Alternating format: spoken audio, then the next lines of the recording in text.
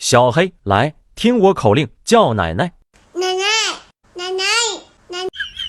小黑真乖，再叫一声爷爷。爷爷，爷爷，爷爷，爷爷。你别笑。